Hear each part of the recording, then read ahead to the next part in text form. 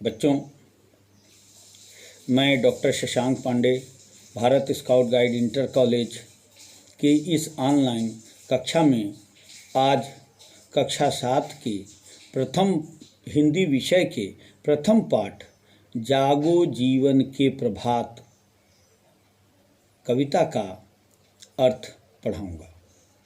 तो हम सब आज इस कविता को पढ़ेंगे, इसका अर्थ जानेंगे और इसके भावार्थ को व्यवस्थित क्रम में अपनी उत्तर पुस्तिका में अवश्य लिखेंगे। हम जागो जीवन के प्रभात शीर्षक पर पिछली कक्षा में सस्वर पाठ किया था। तो सस्वर पाठ के बाद हम सबने उसको कंठस्थ भी किया था। आशा है कि आप सब लोगों ने इस कविता को कंठस्थ कर लिया होगा। तो आज हम इसका अर्थ और भावार्थ समझने का प्रयास करेंगे। कविता का शीर्षक है जागो जीवन के प्रभात। आज हमें एक बार पुनः यह जानना आवश्यक है कि इस कविता के रचयिता कौन हैं, इस कविता की रचना किसने की है। तो बच्चों, इसके रचयिता जयशंकर प्रसाद जी हैं। जयशंकर प्रसाद जी ने इस कविता के माध्यम से मनुष्य को अज्ञानता और अंधकार से बाहर निकलकर जीवन के ज्ञान से जुड़ने और इन सभी अज्ञानता और अंधकार को मिटाकर कर्मशील बनने की प्रेरणा दिया है। तो सबसे पहले हम इसका संदर्भ समझेंगे, फिर प्रसंग जानेंगे और फिर अर्थ और व्याख्या पर अपनी पढ़ाई जारी रखेंगे। संदर्भ जब हम लिखेंगे तब हम इसमें 2-3 चीज़ों का ध्यान रखना होता है। सर्वप्रथम वह किताब जिससे यह कविता ली गई है, फिर उसमें किस लेखक ने इस कविता को लिखा है या किस कवि ने इस रचना को सृजित किया है। फिर इसके बाद तीसरी चीज़ संदर्भ में आवश्यक होती है कि यह किस पाठ से लिया गया है। तो बच्चों, संदर्भ लिखते समय इन 3 बातों का ध्यान रखना परम आवश्यक है। हम आपको बताते हैं कि किस प्रकार से संदर्भ लिखा जाता है। अब जो काव्यांश हमारी पुस्तक में है उसको हम किस प्रकार से संदर्भ बनाएंगे, अब आप समझेंगे। प्रस्तुत पद्यांश हमारी पाठ्यपुस्तक मंजरी के जागो जीवन के प्रभात नामक कविता से लिया गया है, जिसके लेखक छायावाद के सशक्त हस्ताक्षर जयशंकर प्रसाद जी हैं। इस प्रकार से हम इस कविता का संदर्भ लिखेंगे। संदर्भ के बाद आता है प्रसंग। प्रसंग का मतलब होता है कि इस कविता में कौन सा प्रसंग है, यानी किस घटना किस विषय पर चर्चा की गई है। तो प्रसंग क्या होगा कि प्रसंग होगा कि कवि ने प्रभात के माध्यम से जीवन में नई आशा का संचार करने के लिए और जागरण के लिए संदेश दिया है। अब प्रसंग में हो गया कि कवि इस कविता के माध्यम से जीवन में नई आशा का संचार करते हुए कर्मशील बनने की प्रेरणा दी है।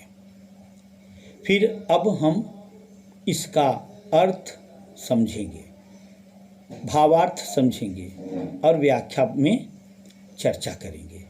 तो सर्वप्रथम हम एक एक लाइन उठाते हैं कि किस प्रकार से इस कविता में कवि ने अपने भाव को व्यक्त किया है।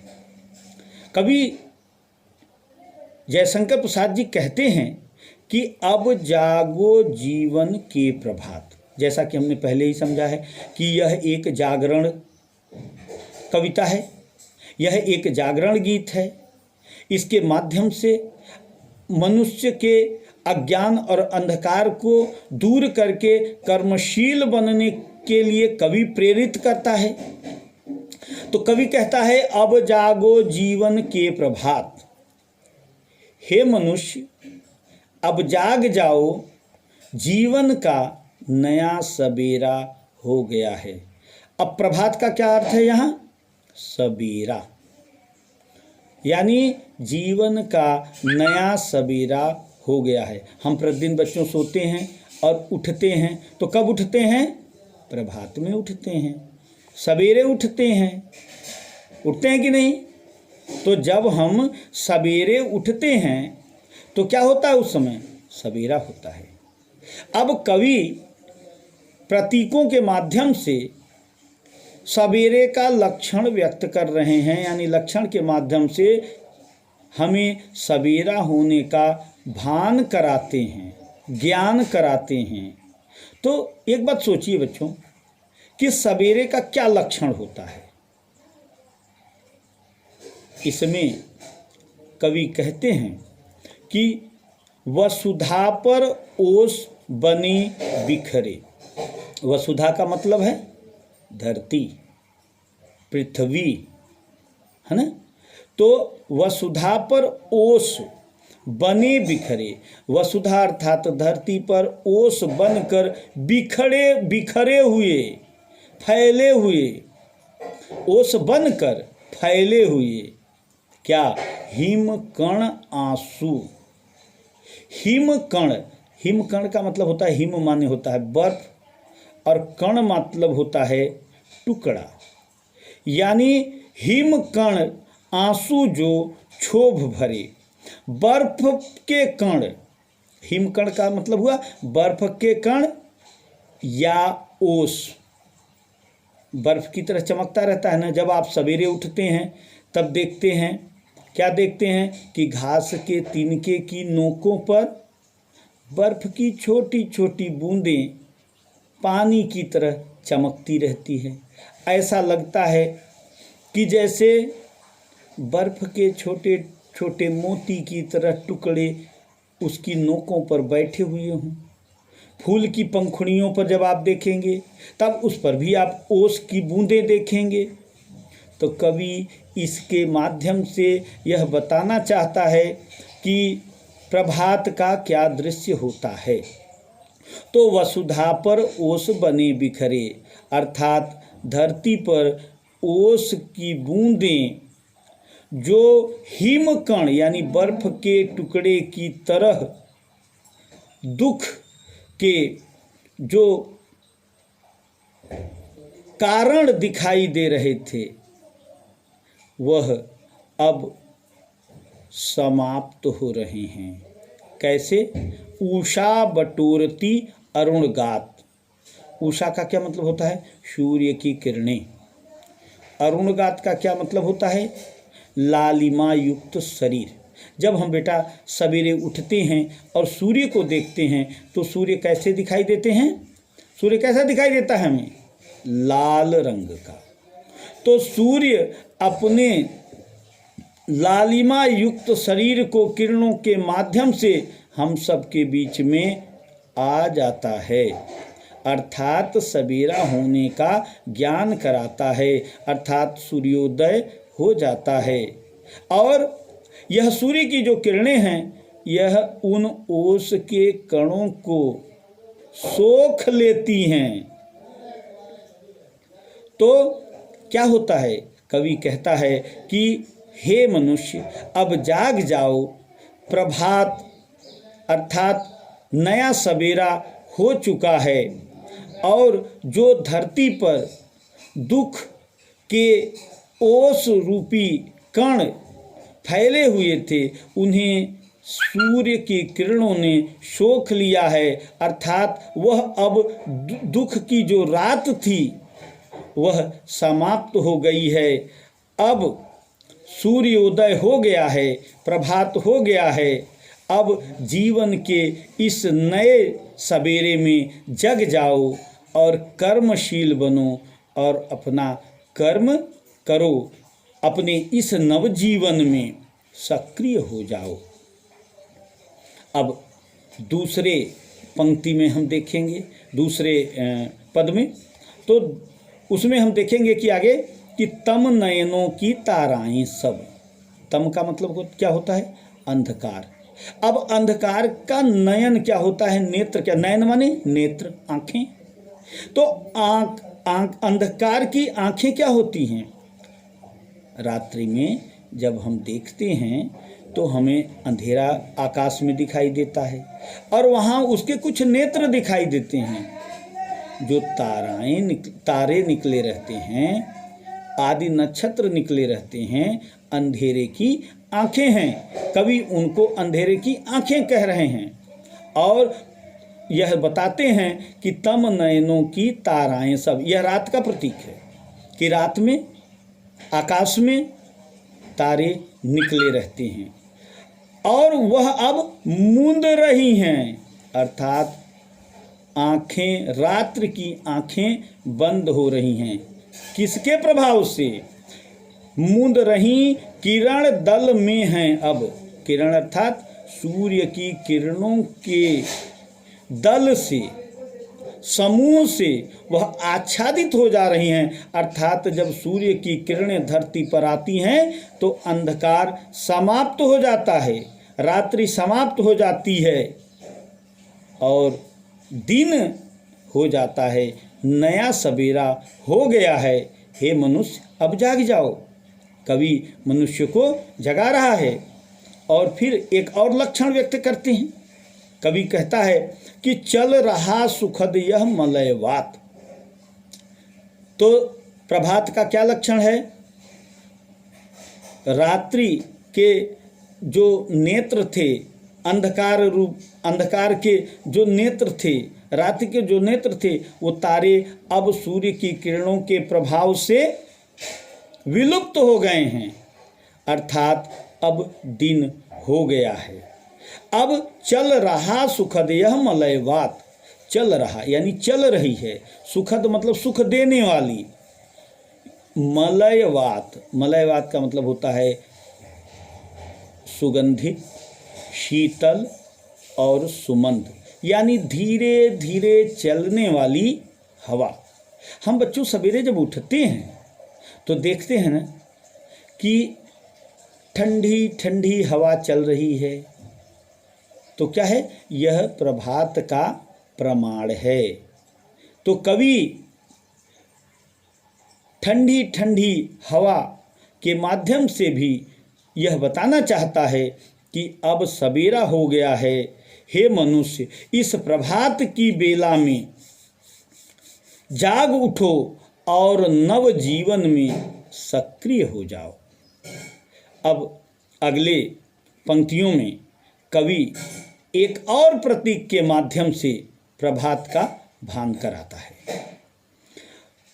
पंक्ति है, रजनी की लाज समेटो तो, कलरव से उठकर भेंटो तो, अरुणांचल में चल रही बात, अब जागो जीवन के प्रभात। तो कवि कहता है कि रजनी की लाज समेटो तो, अर्थात प्रभात होने से रात्रिकालीन अंधकार बीत गया है। प्रभात होने से रात्रिकालीन अंधकार बीत गया है और जब अंधकार बीत जाता है तब क्या लक्षण दिखाई देते हैं? प्रभात का एक और लक्षण कवि इन पंक्तियों में स्पष्ट करता है कि कलरव, कलरव क्या है? कलरव का मतलब होता है पक्षियों के समूह का चहचहाना ध्वनि या स्वर। हम जब सवेरे उठते हैं तो देखते हैं कि किस प्रकार पेड़ पर, बगीचे में, खिड़कियों पर, छतों पर, आंगन में छोटी बड़ी चिड़िया का समूह, कौवे, चिड़िया चू चू करती है, कौवे काँव काँव करते हैं, कोयल कूई कूई करती है। बसंत के मौसम में जब आमों में फल लगते हैं तो कोयल बोलती है ना, तो वो क्या प्राकृतिक दृश्य है। सवेरा होने पर ही यह कलरव अर्थात पक्षियों के समूह के द्वारा चहचहाना होता है।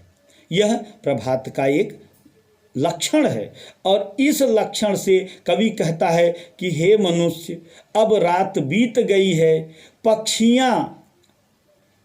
पक्षियों का समूह चहचहा रहा है, कलरव कर रहा है, अब उठो और उनका स्वागत करो। अर्थात हे मनुष्य, प्रभात में अब उठ जाओ, अब रात बीत चुकी है। अरुणांचल में चल रही बात, अरुणांचल का मतलब होता है पूर्व दिशा। तो पूर्व दिशा में जागृति की बात का मतलब होता है यहाँ चर्चा। तो जो पूर्व दिशा में ज्ञान की चर्चा चल रही है, उस ज्ञान की चर्चा से अपना संबंध स्थापित करो और इस प्रभात की बेला में जाग जाओ, इस प्रभात की बेला में जाग जाओ और कर्मशील बनो। हे मनुष्य, अब प्रभात हो चुकी है, अब तुम जाग जाओ। बच्चों, आपने देखा कि इस कविता के 3 पद हैं, तो उन तीनों पदों में अलग अलग, तीनों छंदों में अलग अलग, पहले में ओस के बूंदों के माध्यम से, ओस के बूंदों के सूखे जाने के माध्यम से प्रभात का लक्षण, सूर्य की किरणों के आने से प्रभात का लक्षण दिखाई देता है। दूसरे छंद में हम देखते हैं कि कवि कहता है कि सूर्य के किरणों के प्रभाव से रात्रि के जो आँखें हैं वह अब बंद हो चुकी हैं और ठंडी ठंडी शीतल सुगंधित और सुमंद हवा चल रही है, यह भी प्रभात का लक्षण है। और तीसरे छंद में कवि कहता है कि चिड़ियों का चहचहाना, चिड़ियों का समूह कलरव हम सब लोगों को यह बताता है कि अब प्रभात हो चुका है। तो हे मनुष्य, अब तुम जग जाओ, अज्ञानता के अंधकार से निकलो और इस नवीन प्रभात के क्षण में, अब इस नए प्रभात में कर्मरत हो जाओ, कर्मशील बन जाओ और अब जाग जाओ। तो बच्चों, इस कविता में हम लोगों ने आज इस कविता का भाव समझा, इसका अर्थ समझा। आज हम आप सब लोगों से यह कहेंगे कि इस जो हमने आज कविता पढ़ी है, इस कविता को गृह कार्य में इसका अर्थ बार बार इस वीडियो को सुनकर समझेंगे। और हमने पहले भी इसके अर्थ को भेजा हुआ है, अब अर्थ को सुनकर, पढ़कर और कॉपी में लिपिबद्ध करेंगे। तो ठीक है, आज यहीं तक, हम फिर अगली कक्षा में मिलते हैं। धन्यवाद।